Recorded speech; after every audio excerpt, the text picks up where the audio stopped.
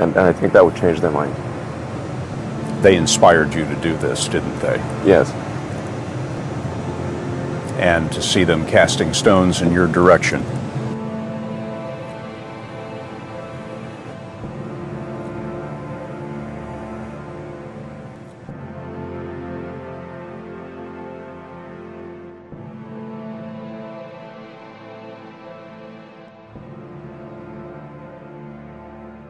Critics say you can't do this. Your answer to them is, we've done it.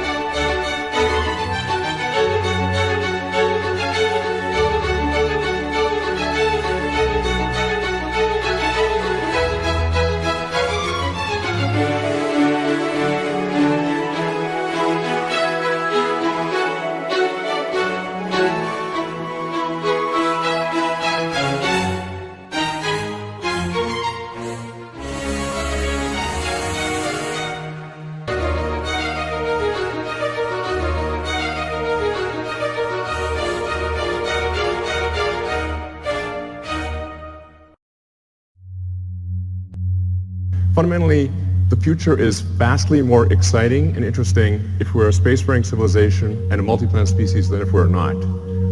You want to be inspired by things. You want to wake up in the morning and think the future is going to be great. And that's what being a spacefaring civilization is all about. It's about believing in the future and thinking that the future will be better than the past. And I can't think of anything more exciting than going out there and being among the stars. This is the updated design for well, we're sort of searching for the right name, but the code name at least is BFR.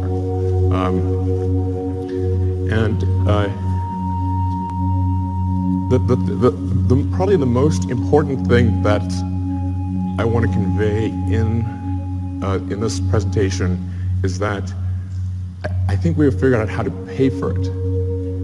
This is very important. So, in last year's presentation, we're really searching for what the right way how do we pay for this thing? We went through various ideas, Kickstarter, collecting underpants. These didn't pan out. But now we think we've got a way to do it, which is to have a smaller vehicle, still pretty big, but one that can serve, one that can do everything that's needed in the greater Earth orbit activity. So essentially, we want to make our current vehicles redundant. We want to have one booster and ship that replaces Falcon 9, Falcon Heavy, and Dragon.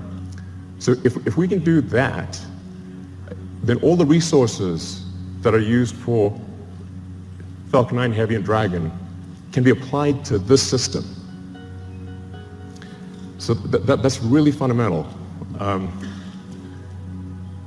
So let's see, what progress have we made in this direction? So last time you saw the giant tank, that's actually a 12-meter tank. And you can see the relative scale of it. It's 1,000 cubic meters of volume inside. That's actually more pressurized volume than an A380, just to put that into perspective. We developed a new carbon fiber matrix that's much stronger and more capable at cryo than anything before. And it holds 1,200 tons of liquid oxygen. So we tested it. So we successfully tested it up to its design pressure. And then went a little further. So we wanted to see where it would break. And we found out where it would break. It shot about 300 feet into the air and landed in the ocean. We fished it out, but we've now got a pretty good sense of what it takes to create a huge carbon fiber tank that can hold cryogenic liquid. That's actually extremely important for making a light spaceship. The next key element is on the engine side. We have to have an extremely efficient engine. So the Raptor engine will be the highest thrust-to-weight engine, we believe, of any engine of any kind ever made. We already have now 1,200 seconds of firing across 42 main engine tests. We fired it for 100 seconds. It could fire for much longer than 100 seconds. That's just the size of the test tanks. And then the duration of the firing you're seeing right now is about 40 seconds, which is the length of the firing for landing on Mars. The test engine currently operates at 200 atmospheres, or 200 bar. The flight engine will be at 250 bar, and then we believe over time we could probably get that to a little over 300 bar. The next key element is propulsive landing.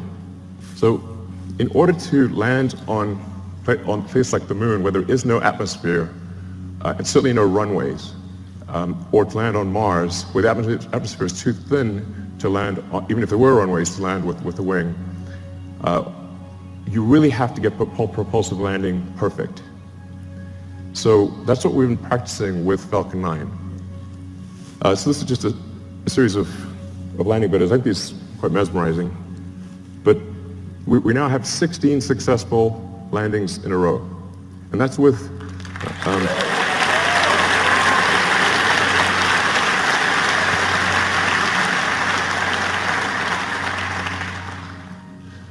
so it's 16 in a row, and that's with really without any redundancy. So Falcon 9 lands on a single engine. And the final landing is always done with a single engine, whereas BFR will always have multi-engine out capability. So if you can get to a very high reliability with even a single engine, and then you can land and then you can land with either of two engines, I think we can get to a landing reliability that is on par with the safest commercial airliners. So you can essentially count on the landing. It's not like you want minimum pucker factor on landing. And it can land with also very high precision. In fact, We believe the precision at this point is good enough for false landing that we do not need legs for the next version.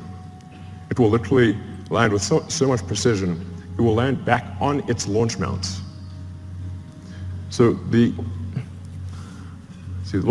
launch rate is also is increasing exponentially. Particularly when you take tanking or refilling on orbit into account, and taking the idea of establishing a self-sustaining base on Mars or the moon or elsewhere essentially, you need ultimately thousands of ships and tens of thousands of retanking or refilling operations, which means you need many launches per day. You really need to be looking, in terms of how many landings are occurring, you need to be looking at your watch, not your calendar. So while this is quite a high launch rate that we're talking about here, by conventional standards, it's still a very small launch rate compared to what will ultimately be needed.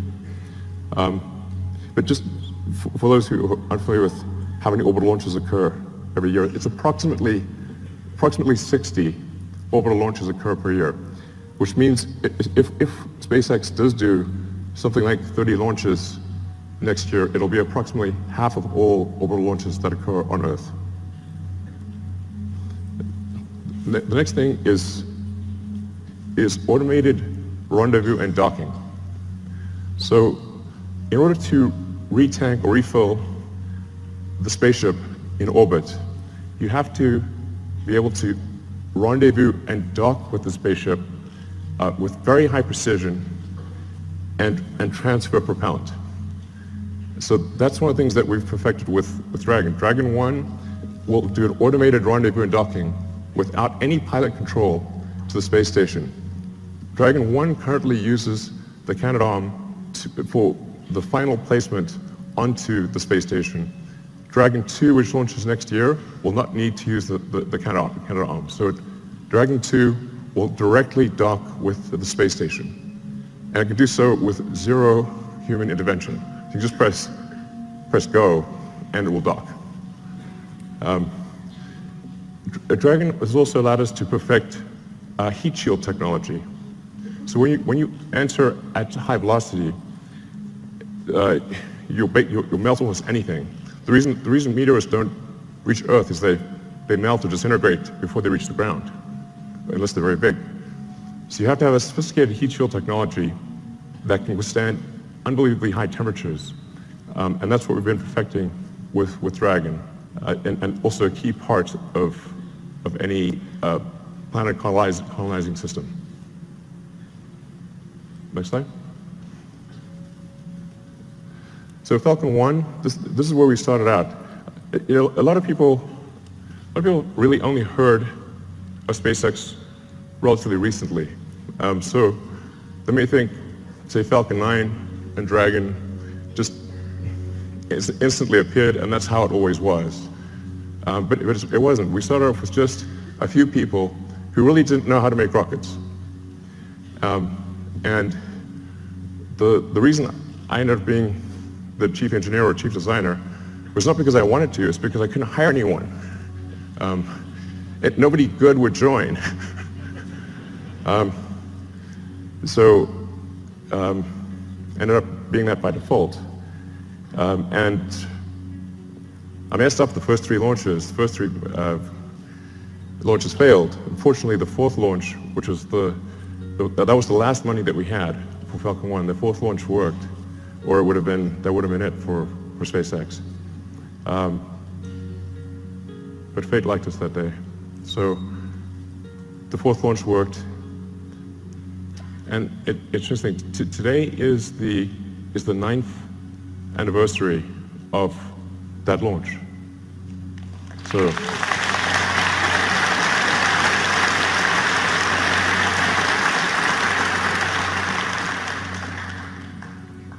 I didn't realize that until I was told that just earlier today, but it's a very emotional day, actually. But Falcon 1 was quite a small rocket. When we were doing Falcon 1, we were really trying to figure out what is the smallest useful payload that we could get to orbit. I thought, okay, something around half a ton to orbit would be able to launch, that can launch a decent-sized small satellite to low Earth orbit, and that's why we sized Falcon 1. But it's really quite small compared to Falcon 9. So Falcon 9, particularly when you factor in payload, Falcon 9 is many times more, it's sort of on the order of 30 times more payload than Falcon 1. And Falcon 9 has reuse of the primary booster, which is the most expensive part of the rocket, and hopefully soon reuse of the fairing, the big nose cone at the front. So we think we can probably get to something like somewhere between 70 and 80% reusability with the Falcon 9 system. And hopefully towards the end of this year we'll be launching Falcon Heavy, which Falcon Heavy ended up being a much more complex program than we thought. It sounds easy. Let's show Falcon Heavy actually. It sounds like it should be easy because it's 2 first stages of Falcon 9s strapped on as boosters.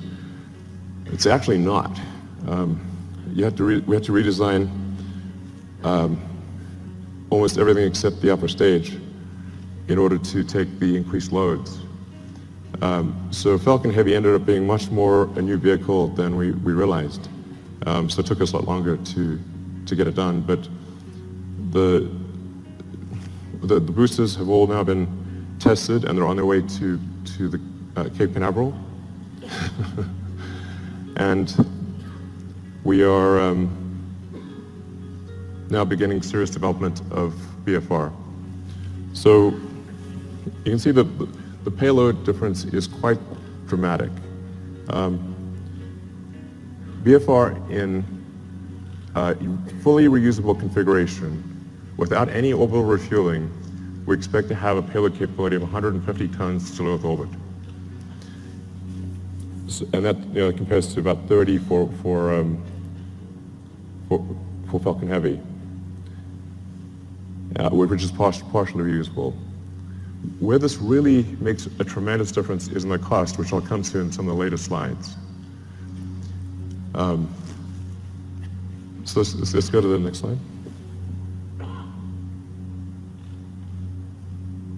And by the way,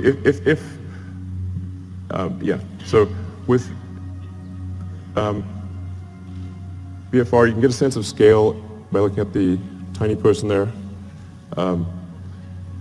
It's really quite a big vehicle. Main body diameter is about 9 meters or 30 feet. And it consists of, the booster is lifted by 31 Raptor engines that produce a thrust of about 5,400 tons, lifting a 4,400 ton vehicle straight up.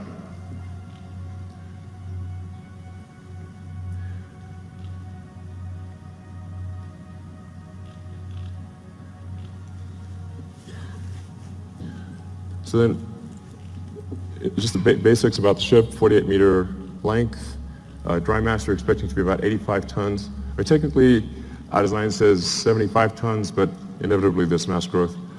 And that ship will contain 1,100 tons propellant with a ascent design of 150 tons and a return mass of 50. So you can think of this as essentially combining the upper stage of the rocket with Dragon. It's like if Falcon 9 upper stage and Dragon were combined. So I'll go into each of these items in detail, but you've got the engine section in the rear, the propellant tanks in the middle, and then a large payload bay in the front. And that payload bay is actually 8 stories tall. In fact, you can fit a whole stack of Falcon 1 rockets in the payload bay. Compared to the design I showed last time, you'll see that there is a small delta wing at the back of the rocket. The reason for that is in order to expand the mission envelope of the BFR spaceship. Depending on whether you're landing or you're entering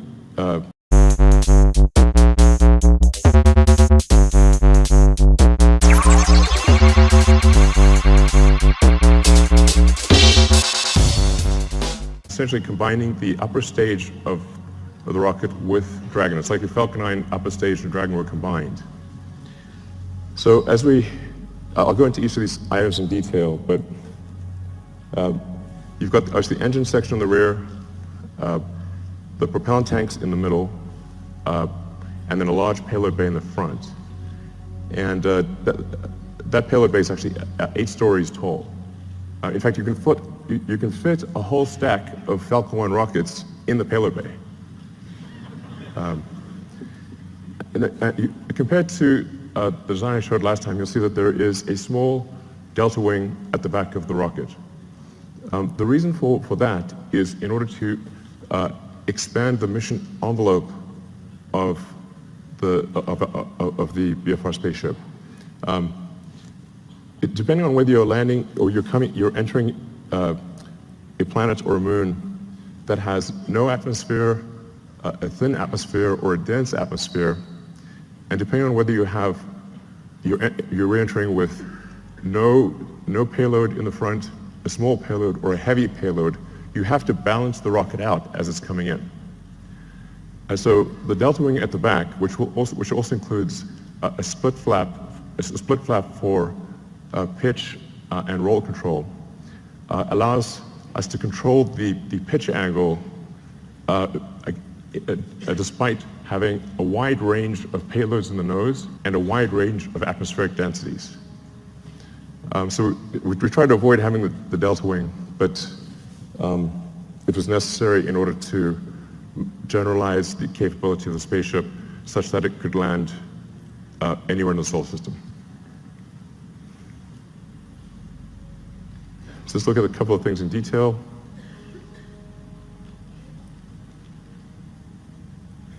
So the cargo area has a pressurized volume of 825 cubic meters. This also is greater than the pressurized area of an A380. So really is capable of carrying a tremendous amount of payload. In a Mars transit configuration, since you'd be taking 3 months in a really good scenario, but maybe as much as 6 months, some number of months, single-digit months, you probably want a cabin, not just a seat. So the Mars transit configuration consists of 40 cabins, and it sort of depends on, you could conceivably have 5 or 6 people per cabin if you really want to cram people in. But I think mostly we would expect to see 2 to 3 people per cabin. And so normally about 100 people per flight to Mars. And then there's a central storage area, galley, and a solar storm shelter, entertainment area, and I think probably a good situation for at least BFR version 1. Then going to the main body of the vehicle, the center body area.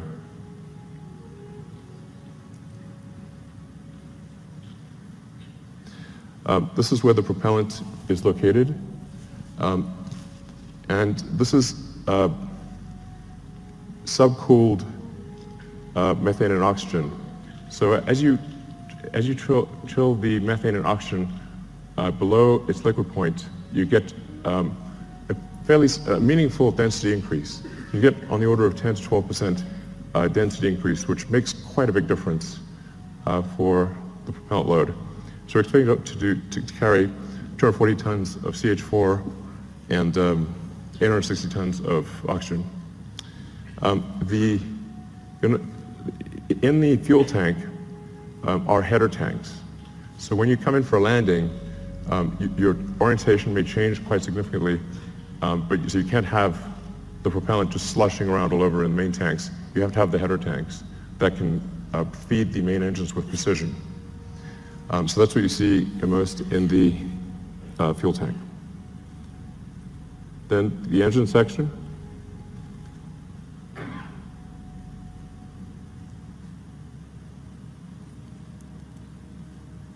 So the ship engine section consists of four vacuum Raptor engines and 2 sea level engines. So all 6 engines are capable of gimbaling. The engines with the high expansion ratio have a relatively smaller gimbal area or gimbal range and a slower gimbal rate. The 2 center engines have a very high gimbal range and can gimbal very quickly. And you can land the ship with either one of the 2 center engines. So when you come in for a landing, it will light both engines, but if one of the center engines fails at any point, it will be able to land successfully with the other engine. And then within each engine, there's a great deal of redundancy. So we want the landing risk to be as close to zero as possible. And then some basic stats about the engines. The sea level engines are about a 330 ISP at sea level. The upper stage engine is 375. Now, this is version 1. So I think over time, there's potential to increase that specific impulse by 5 to 10 seconds. And as I was mentioning, also increase the chamber pressure by 50 bar or so.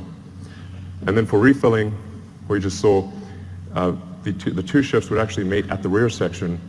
They would use the same mating interface that they used to connect to the booster on liftoff. So we'd reuse that mating interface and reuse the propellant fill lines that are used when the booster is, when the ship is on the booster. And then to transfer propellant, it becomes very simple. Use control thrusters to accelerate in the direction that you want to empty. So, if you accelerate in this direction, propellant goes that way, and you transfer the propellant very easily into from the tanker to the ship. So going to rocket capability. This gives you sort of a rough sense of rocket capability, starting off at the low end with the Falcon 1 at a half ton, and then going up to BFR at 150. So I think it's important to note that the BFR has more capability than Saturn V, even with full reusability. But here's the really important fundamental point. Let's look at the launch cost.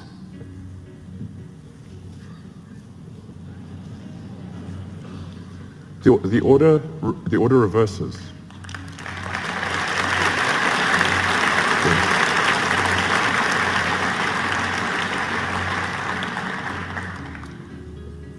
Now, at first glance, this may seem ridiculous, but it's not. The same is true of aircraft. If you bought, say, a small single-engine turboprop aircraft, that would be $1.5 to $2 million. To charter a 747 from California to Australia is $500,000, there and back. The single-engine turboprop can't even get to Australia. So a fully reusable system, a fully reusable giant aircraft like a 747, costs a third as much as an expendable tiny aircraft. In one case, you have to build an entire aircraft. In the other case, you just have to refuel something. So it's really crazy that we build these sophisticated rockets and then crash them every time we fly. This is mad. I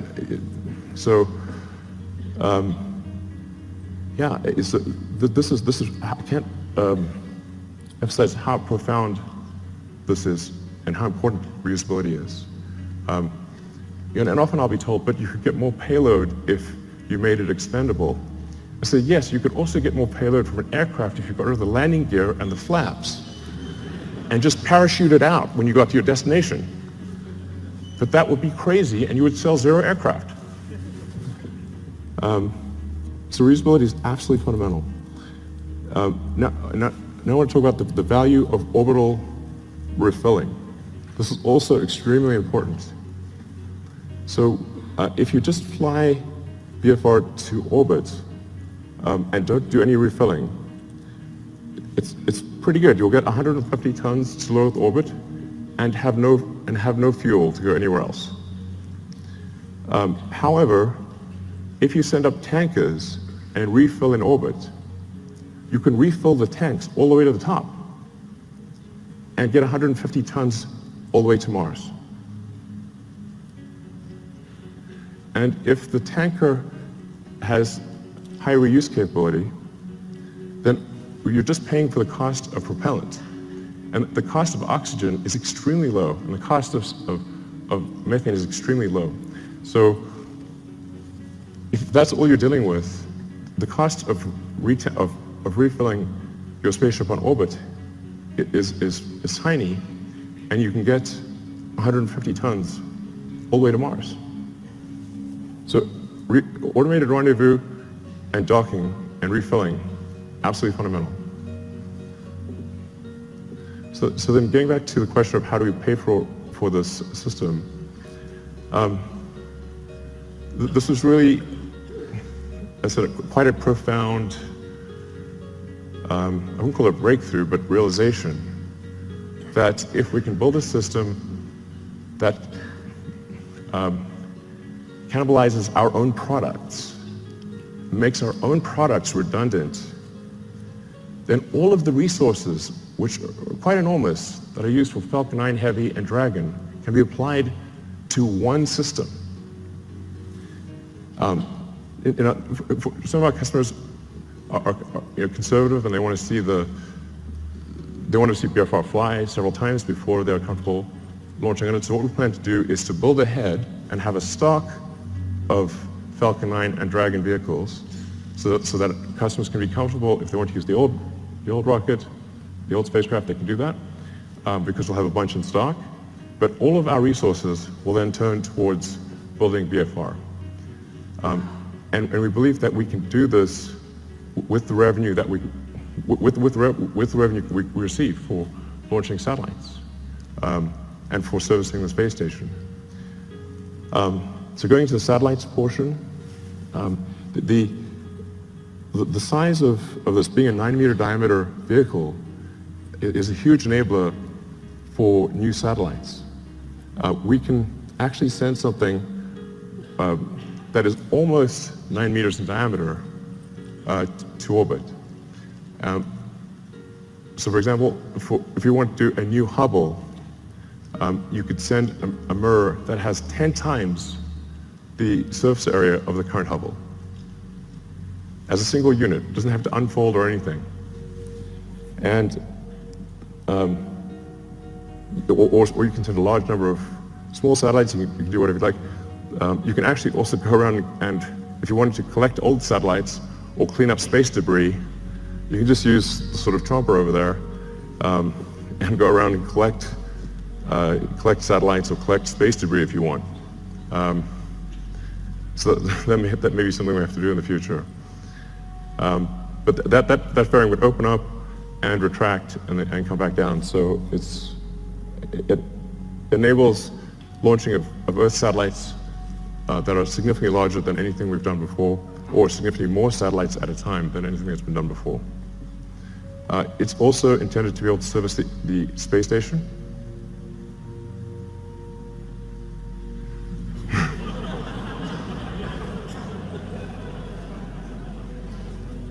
I know it looks a little big relative to the space station, but the shuttle also looked big, so it'll work. Looks a little outsized, but it'll work. So it'll be capable of doing what Dragon does today in terms of transporting cargo, and what Dragon 2 will do in terms of transporting crew and cargo. So do the space station servicing. It can also go obviously much further than that, like for example the moon. Based on the calculations we've done, we can actually do lunar surface missions with no propellant production on the surface of the moon. So if we do a high elliptic parking orbit for the ship and retank in a high elliptic orbit, we can go all the way to the moon and back with no local propellant production on the moon. So I think that would enable the creation of moon base alpha or some sort of lunar base.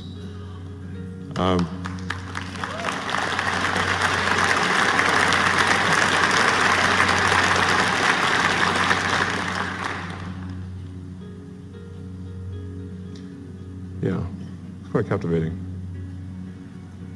So you can also see, for example, how do you transfer cargo from the cargo bay down to the ground is a crane. It's not very complicated.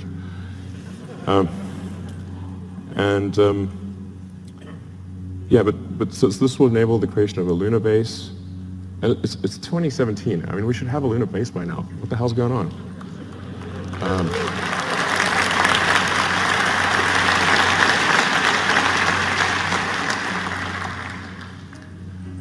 And then, of course, Mars,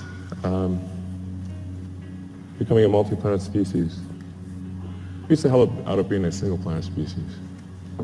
So, yeah, so we'd start off by sending a mission to Mars, where it would be obviously just landing on rocky ground or dusty ground. And it's the same approach that I mentioned before, which is you send the spaceship up to orbit, you retank it or refill it until it has full tanks, and it travels to Mars, lands on Mars. For Mars, you will need local propellant production, but Mars has a CO2 atmosphere and plenty of water ice that gives you CO2 and H2O. So you can make therefore CH4 and O2 using the Sabatier process or Sabatier process. And I should mention that long term, this can also be done on Earth. So sometimes I get some sort of criticism for why are you using combustion in rockets and you have electric cars? I'm like, well, there isn't some way to make an electric rocket. I wish there was. But in the long term, you can use solar power to extract CO2 from the atmosphere, combine it with water, and produce fuel and oxygen for the rocket. So the same thing that we would do on Mars, we could do on Earth in the long term. But that's essentially what happens. Similar to the moon, you land on Mars. But the tricky thing with Mars is we do need to build a propellant depot to refill the tanks and return to Earth. But because Mars has lower gravity than Earth, you do not need a booster. So you can go all the way from the surface of Mars to the surface of Earth just using the ship. Albeit you need to go to a max payload number of about 20 to 50 tons for the return journey to work. But it's a single stage all the way back to Earth. And I'll show you so this is the true physics simulation.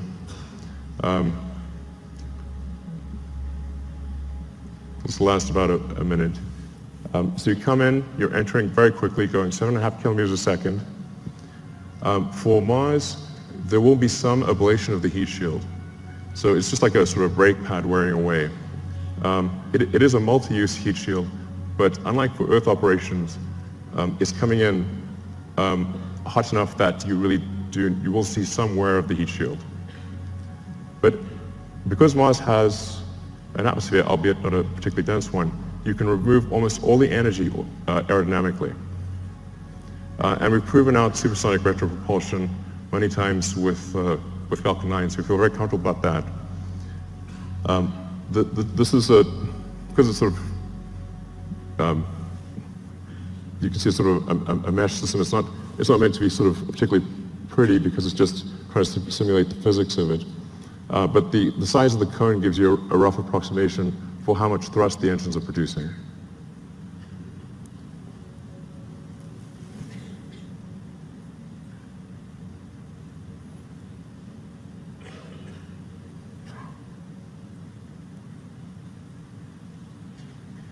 That's not a typo.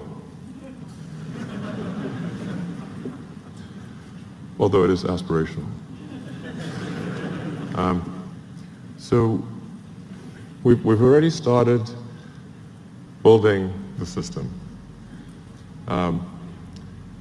The tooling for the main tanks has been ordered.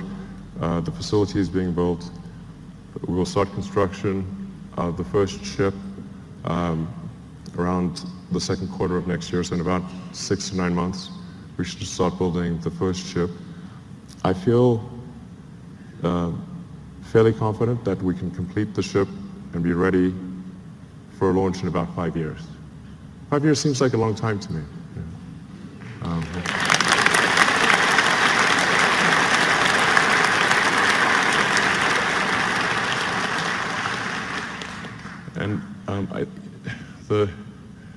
The area under the curve of resources over that period of time should enable this time frame to be met. But if not this time frame, I think pretty soon thereafter. But that's our goal, is to try to make the 2022 Mars rendezvous. The Earth-Mars synchronization happens roughly every 2 years. So every 2 years there's an opportunity for to fly to Mars. So then in 2024, we want to try to fly 4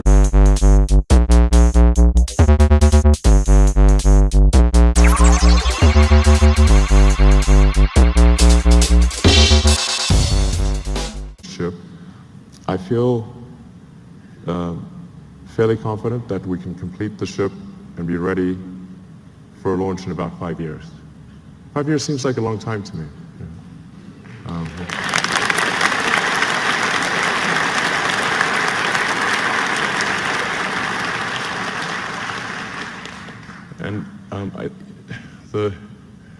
The area under the curve of resources over that period of time should enable this time frame to be met.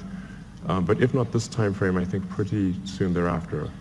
But that's our goal, is to try to make the 2022 Mars rendezvous. The Earth-Mars synchronization happens roughly every 2 years. So every 2 years there's an opportunity for to fly to Mars. So then in 2024, we want to try to fly 4 ships, 2 of which would be crewed, and 2 of which two cargo and two crew. The goal of these initial missions is to find the best source of water. That's for the first mission, and then the second mission, the goal is to build the propellant plant. So we should, particularly with 6 ships, there have plenty of landed mass to construct the propellant depot, which will consist of a large array of solar panels, very large array, and then everything necessary to mine and refine water, and then draw the CO2 out of the atmosphere, and then create and store deep cryo CH4 and O2. Then build up the base, starting obviously with one ship, then multiple ships, then start building out the city, then making the city bigger, even bigger.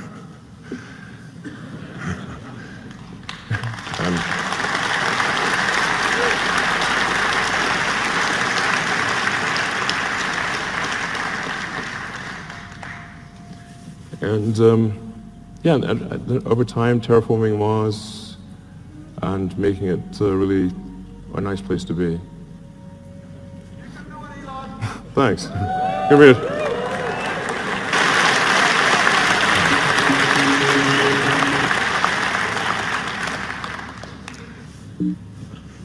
Mountain. So the great thing about going to space is there's no friction. So once you're out of the atmosphere, you will go, it will be smooth as silk, no turbulence, nothing. There's no weather, there's no atmosphere. And you can get to most long distance places, like I said, in less than half an hour. And if we're building this thing to go to the moon and Mars, then why not go to other places on Earth as well? All right, thank you.